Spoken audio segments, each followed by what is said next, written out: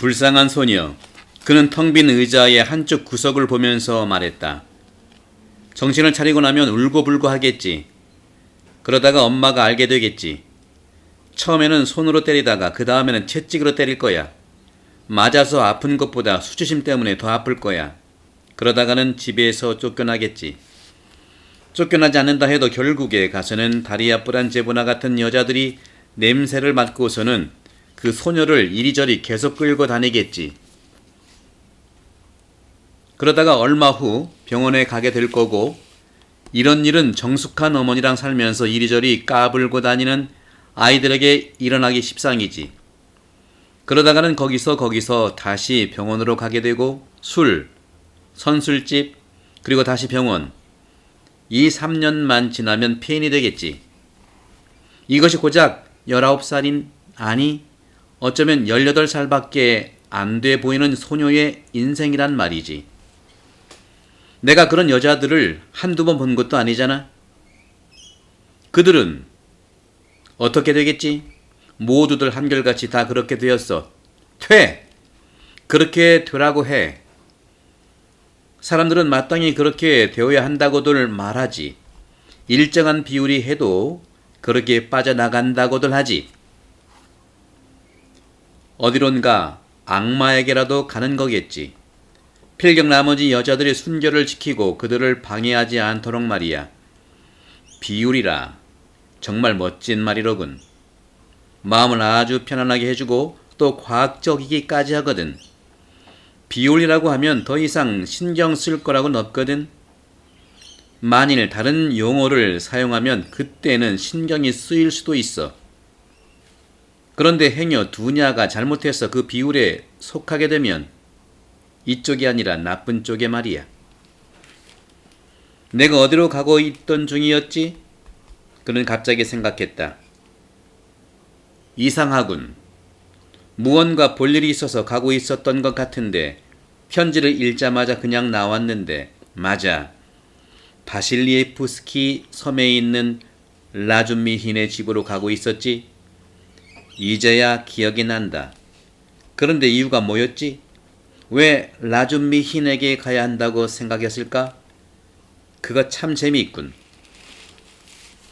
그는 스스로도 놀랐다. 라주미힌은 대학에 다니고 있을 때의 친구였다. 흥미로운 점은 라스콜리니코프가 대학을 다닐 때는 거의 친구를 사귀지 않았고 사람들을 멀리 했으며 아무도 방문하지 않고 또 자신의 집을 찾아오는 것도 허용하는 경우가 드물었다는 점이다. 그러자 모든 사람들이 곧 그와의 관계를 끊게 되었다. 공공의 집회에도 대화에도 놀이에도 그 어떤 것에도 그는 참여하지 않았다. 그는 자신을 돌보지 않고 열심히 공부했는데 이로 인해 학생들은 그를 존경하기까지 했으나 그 어느 누구도 그를 사랑하지는 않았다. 그는 대단히 가난했지만 어쩐지 거만한 느낌이 들 정도로 자존심이 강하고 사교적이지 못했다. 그는 마치 자신에 대해서 무엇인가를 숨기고 있는 사람 같았다. 다른 사람들이 보기에 그는 모든 사람을 대할 때 마치 아이들을 대하듯이 내려다보고 있는 것 같았고, 지식이나 정신적인 발전과 신념에도 자신이 그들 모두를 앞지르고 있다고 생각하며 또 그들의 신념과 관심도 무언가 저급한 것으로 여기는 것처럼 보였다. 그런데 라주미힌과 그는 어째서인지 마음이 통했다. 아니, 마음이 통했다기보다는 라스콜니코프가 그에게 좀 더 친밀하게 굴고 솔직하게 대했다고 하는 편이 옳았다. 그러나 라주미힌과 다른 관계를 맺는다는 것은 불가능한 일이기도 했다. 이 청년은 보기 드물게 쾌활하고 사교적이며 단순할 정도로 착한 사람이었다. 그렇지만 이 단순함 뒤에는 깊이와 품위가 숨겨져 있었다.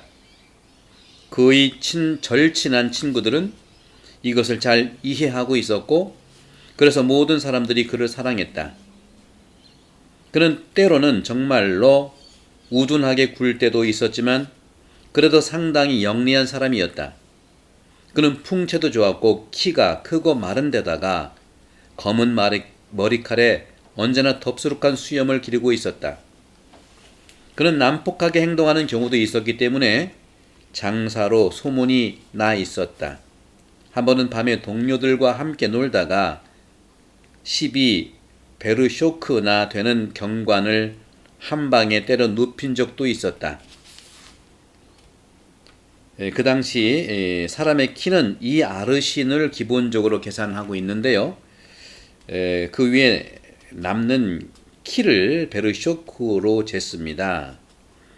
1베르쇼크는 4.45cm이고 아르신은 71.12cm이므로 여기서 12베르쇼크는 약 195cm로 나타납니다. 그는 무한정 술을 마실 수도 있었으나 한 모금도 입에 대지 않을 수도 있었다. 때로는 도저히 용납이 안 될 정도로 못된 장난을 칠 때도 있었지만 또 그런 짓을 전혀 하지 않을 수도 있었다. 라주미히는 그 어떠한 실패에도 당황하지 않고 그 어떤 힘겨운 상황 속에서도 좌절하지 않는다는 점에서 훌륭했다. 그는 지붕만 얹어 있는 집에서도 살 수 있었고 지옥 같은 굶주림과 혹한도 참아낼 수 있었다. 그는 지독하게 가난했지만 여러 가지 일로 돈벌이를 해서 다부지게 혼자 힘으로 생활했다. 그에겐 퍼올릴 수 있는 샘물, 즉 돈벌이의 방법이 무궁무진했다. 어느 겨울 내내 그는 불 한 번 떼지 못하고 지낸 적도 있었는데 그때도 그는 추우면 잠이 더 잘 오기 때문에 기분이 좋다고 너스레를 떨기도 했다.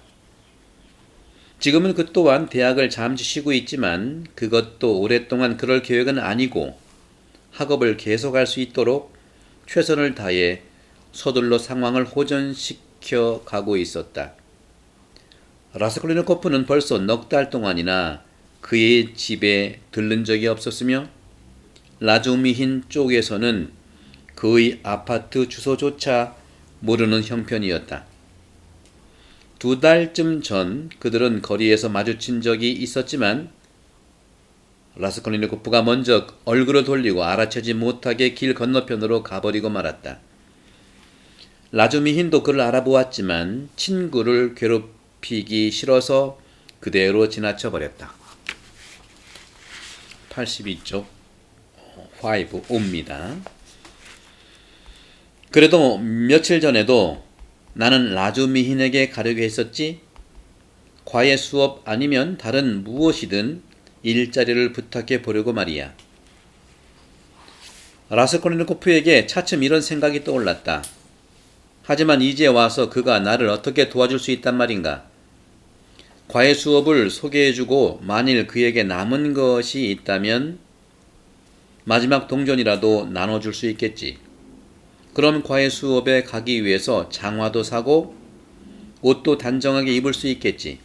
하지만 그 다음에는 그 푼돈으로 도대체 나는 무엇을 할 수 있단 말인가?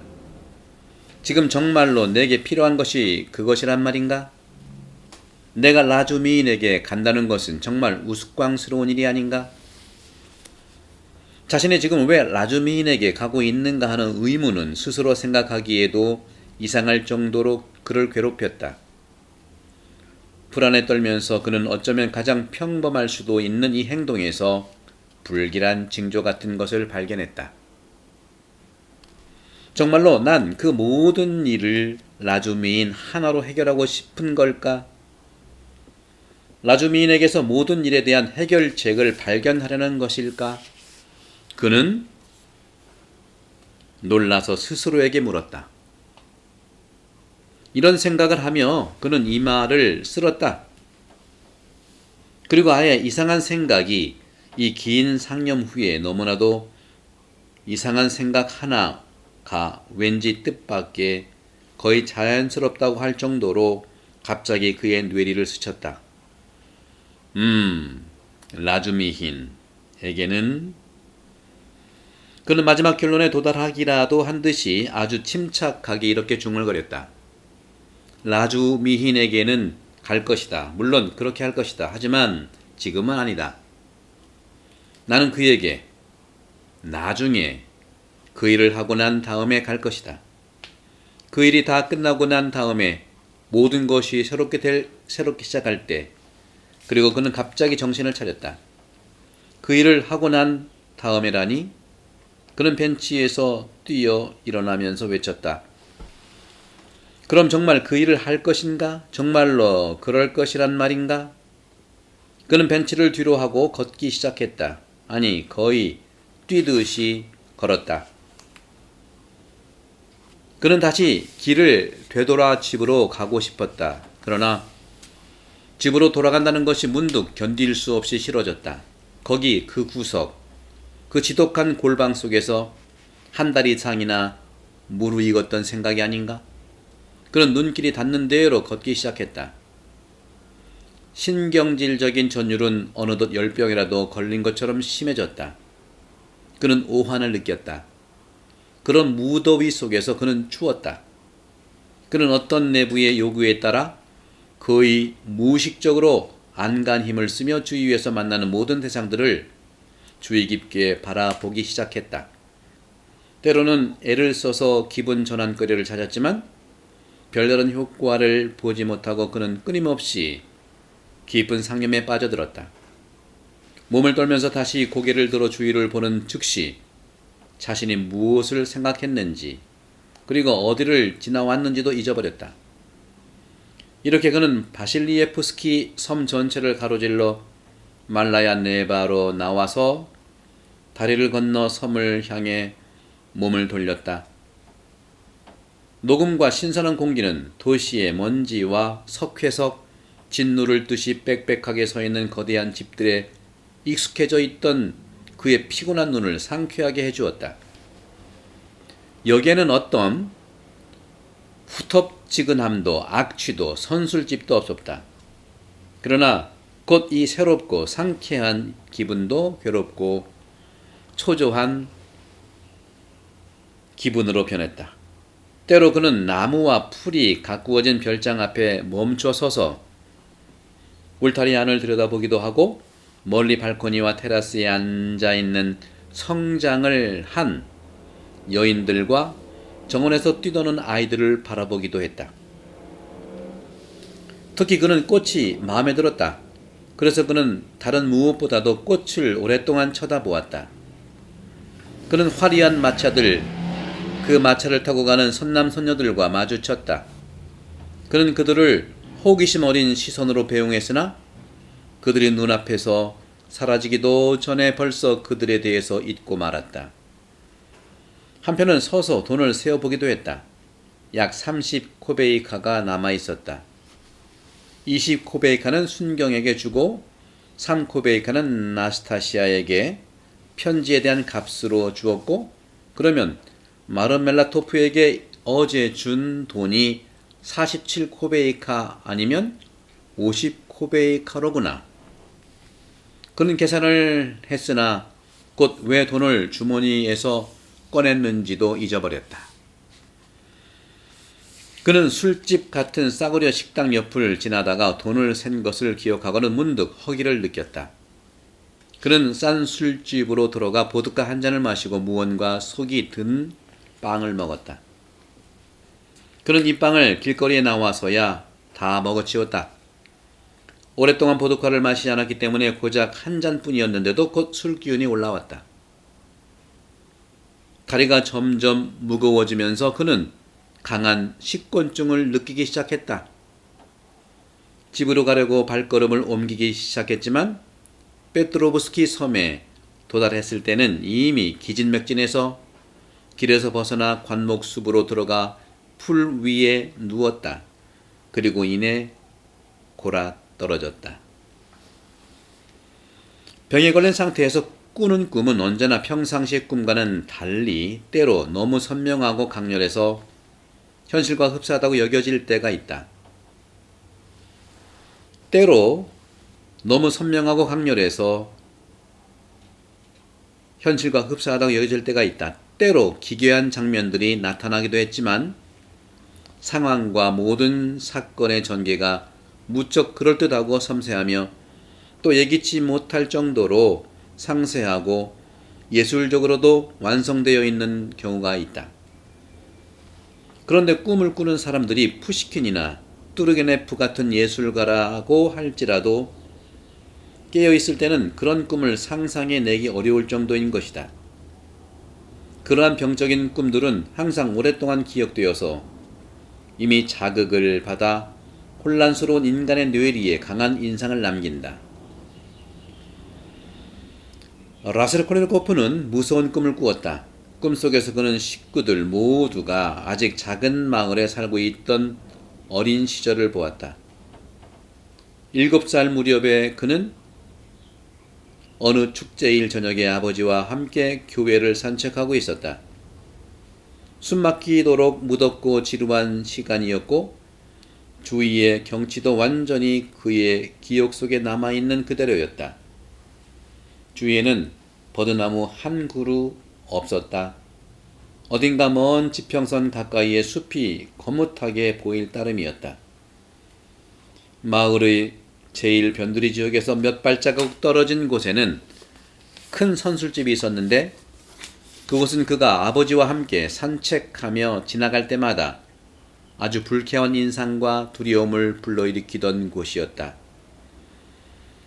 그곳에는 항상 사람들이 많이 모여 있었는데 이들은 모두 소리 지르며 낄낄대고 욕을 해대며 이루 말할 수 없이 추하게 쉰 목소리로 노래를 부르는가 하면 또 싸움판을 벌이기도 했다. 선술집 주변에는 항상 그렇게 취해서 끔찍한 몰골을 한 사람들이 하는 일 없이 돌아다니고 있었다. 그들을 만날 때마다 그는 온몸을 떨며 아버지에게 착 달라붙곤 했다. 선술집 옆에는 먼지가 가득한 샛길이 있었는데 그 먼지는 항상 시커먼 빛을 띠고 있었다. 구불구불한 이 길을 떠나서 걷다 보면 한 300걸음 정도 되는 곳에 오른쪽으로 공동묘지가 있었다. 묘지 가운데는 둥근 녹색 지붕으로 장식된 석조 성당이 있었는데 오래전에 돌아가셔서 그는 한 번도 뵙지 못한 그의 할머니에 대한 추도 미사를 드리기 위해 부모님과 함께 1년에 한두 번 이곳을 방문하곤 했다.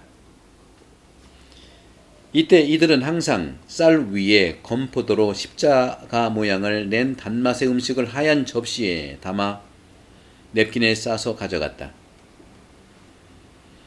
그는 이 성당과 거기에 모셔놓은 거의 틀에 씌워져 있지 않은 낡은 성상들, 그리고 머리를 떠나 나이든 신부님을 사랑했다. 묘비가 세워져 있는 할머니의 무덤 옆에는 그가 알지도 기억하지도 못하는 6개월 만에 죽은 남동생의 작은 무덤도 있었다. 그러나 사람들이 나에게 남동생이 있었다고 말해 주었기 때문에 그는 무덤을 방문할 때마다 종교적이고 경건한 마음으로 그 무덤 앞에서 성호를 긋고 절을 하고 비석에 입을 맞추었다. 바로 이런 일들이 꿈에 나타난 것이다. 그는 아버지와 함께 무덤으로 난 길을 걷다가 선술집을 지나게 되었다. 그는 아버지의 손을 꼭 붙잡고 공포에 질려 선술집을 돌아보았다. 특이한 광경이 그의 관심을 끌었다. 이번에는 그곳에 옷을 벗은 상인들, 아주머니들, 이들의 남편들이 무리지어 웃고 떠들며 놀고 있었다. 모두들 잔뜩 취한 채 노래를 부르고 있었다. 그리고 선술집의 현관 앞에는 집마차가 서 있었는데 이상한 마차였다. 그 마차는 짐과 술통을 운반하는 큰 집마차들 중에 하나였다. 이런 마차에는 커다란 짐말이 메어져 있는 경우가 보통이었다. 라스콜니코프는 긴 갈기와 튼튼한 다리를 지닌 거대한 짐말들이 짐이 없는 쪽보다 있는 쪽이 더 낫다는 듯이 평온하게 박자를 맞춰 걸으며 조금도 지친 기색 없이 무거운 짐을 싣고 가는 광경을 보는 것을 좋아했다. 그런데 지금은 그런 큰 집마차에 어울리지도 않게 젓갈색 털을 지닌 작은 알밤이 매여 있었다. 그리고 여러 번 봐서 잘 알듯이 이런 말은 장작이나 건초더미 같은 무거운 짐을 싣고 가다가 진흙탕이나 바퀴 자국에 빠지기라도 하면 금방 기진맥진하는 허약한 말이었다. 그리고 그럴 때마다 농부들은 채찍으로 이런 말들의 콧잔등과 눈까지도 가차없이 지독하게 두들겨 패는 것이었다. 이런 말을 볼 때마다 그는 너무나 마음이 아파서 울음을 터뜨리곤 했다. 그리고 엄마는 항상 그를 창문에서 떼어놓곤 했는데 바로 그런 허약한 말들 중 하나가 마차에 매여 있었던 것이다. 이때 갑자기 주변이 시끌시끌해졌다. 선술집에서 고래고래 소리를 지르며 노래를 부르고 발랄라이까를 치면서 술에 만취한 우람한 농부들이 알록달록한 농부 옷을 입고 어깨에 외투를 거치고 밖으로 나왔다. 여기서 발랄라이까는 기타처럼 생긴 세 개의 현이 달린 러시아의 민족 악기입니다. 전부들 그들 중 아직 젊고 뚱뚱하고 목에 살집이 많은 얼굴이 홍당무처럼 붉은 한 농부가 소리쳤다. 다들 데려다주지, 하지만 그 즉시 웃음소리와 야유가 울려 퍼졌다. 이런 말라깽이 말이 데려다준단다. 이봐, 미꼴까? 미꼴까는 니콜라이의 애칭입니다. 이봐, 미꼴까? 제정신이야? 이런 암말을 심수레에 매다니 이 말 20살은 먹었을 거야. 모두들 데려다 줄 테니. 다시 미꼴까는 이렇게 소리치면서 제일 먼저 수레에 뛰어 올랐다. 고삐를 주고 집마차의 마부석에 앉았다. 마트베이가 벌써 밤색 말을 몰고 가버렸어. 그는 수레에서 소리쳤다. 형제들, 이 암말 때문에 내가 얼마나 속 썩는 줄 알아? 그냥 죽여버리고 싶다고 사료나 축내고 있으니 타라고 하잖아. 전속력으로 달리게 할 거야. 전속력으로 달리게 될걸? 그리고 그는 손에 채찍을 들고서 기분 좋게 젓갈색 말을 때릴 채비를 했다. 자, 왜 그래? 군중 속에서 사람들이 소리내어 웃었다. 들었다. 전속력으로 달릴 거래. 저 말은 벌써 10년은 달려보지 못했을 텐데 달릴 거라니까. 불쌍하게 보지들 말고 형제들 모두 채찍이나 들고 준비하라고. 그래, 실컷 갈겨보자고. 오늘은 이제 여기까지 읽도록 하겠습니다. 20분씩 일주일에 2번씩 읽으면 1년이 넘어요. 이 죄와벌이 총 800페이지 되는데 상권 400, 하권 400 정도 되는데 지금까지 몇 번입니까? 지금까지 읽은 것이 오늘 읽은 것 좀 빨리 읽었더니 상당히 많이 나갔어요. 11번째거든요. 오늘 거의 10쪽을 읽었는데 20분씩 읽으면 1년이 넘을 텐데 약간 25분에 30분 이렇게 좀 읽어서 낭독해 드릴까 합니다. 그래서 1년 안에 좀 낭독이 끝나는 걸로 해서 여러분들 말씀드리고, 지금까지 읽은 것은 여러분들 이 라스콜니코프의 독백이죠. 정말 소냐에 대한 연민뿐만 아니라 동생 두냐에 대한 이런 걱정들에 대한 것들이고, 또 라주미인이라는 친구와의 만남 속에서 또 라주미인은 라스콜니코프를 직접 대하기란 때가 아니라고 생각해서 이제 서로 피한 거죠. 친구를 괴롭히기 싫다는 거예요. 이런 부분들. 그래서 이제 여기서도 라스콜니코프가 그 그 일을 한다고 하는 거, 그 일은 뭘까요? 그 일 한 다음에 그 일을 할 것인가, 정말 그럴 것인가, 이렇게 늘 독백처럼 고백하는 것이 바로 뭐냐면 고리대금 업자 그 할머니를 죽이는 걸 말합니다. 살인. 왜? 악의 추구를 얘기했기 때문에. 가난한 사람들, 불쌍한 대학생들의 돈을 빌려주고 물건을 받고 돈을 빌려주고 이 고리대금업을 하기 때문에 그렇죠. 여러분들 그래서 점점 오늘까지 이제 11번 읽었는데 이것이 이제 88쪽 중간까지 읽었거든요. 다음에 이제 12번째 낭독을 이제 88쪽부터 나가면서 쭉 이제 그 고백하고 하는 것들 여러 가지를 이제 볼 수가 있는데 요거를 한번 기대해 보시고 이 도스토옙스키의 정말 세밀한 인간 묘사, 디테일한 것 이런 것들이 요즘 드라마도 보면 질문들이라든가 대사들이 잘 들어오는 것도 한번 도스토옙스키가 이렇게 묘사했던 디테일을 한번 느껴보시면 일반 드라마들도 아주 잘 느껴볼 거라고 봅니다. 여러분들 감사드리고 구독 좀 많이 이제 신청 좀 부탁을 드립니다. 또 마이크가 좀 낮아가지고 여러분 듣기가 불편할 텐데 요 정도 마이크로 좀 최선을 다 해보고요. 여러분들 이제 이 도스토옙스키의 소설을 통해서 우리가 만나는 소냐와 또 라스콜니코프의 이런 그 어떤 고통 그러나 해방감을 찾아가는 정의를 지향하면서 불의를 단죄하는 거죠.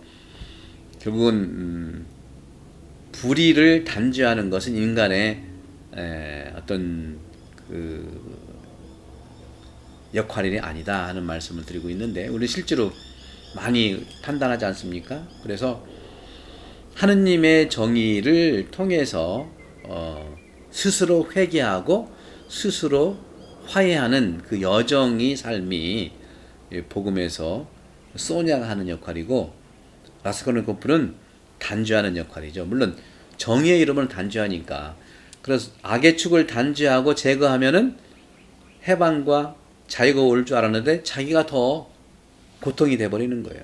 그런 점들을 보면 예수님의 이 가치를 토대로 해서 나오는 이 도스토옙스키의 죄와 벌 오늘 벌써 11번째 낭독인데 1년 안에 마치는 걸로 예상을 해서 800페이지니까요.